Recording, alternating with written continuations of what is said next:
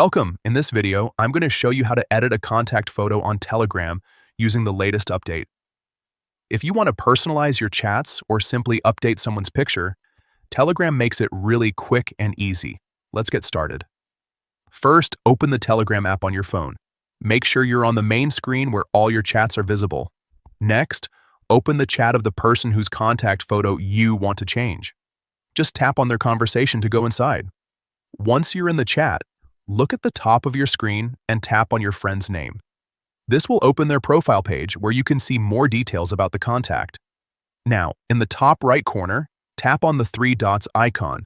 This will open a small menu with more options.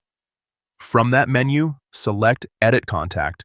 This is where you can make changes to the saved contact information.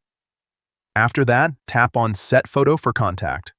Telegram will now give you the option to choose a new image. You can pick a photo from your gallery or take a new one using your camera. Choose the image you want, adjust it if needed, and once you're happy with it, tap Save. And that's it. The new contact photo will now be updated and visible in your chats. This is a great way to keep your contacts organized or make conversations more visually recognizable, especially if you have a lot of chats. If you found this helpful, make sure to check out more Telegram tips and tutorials.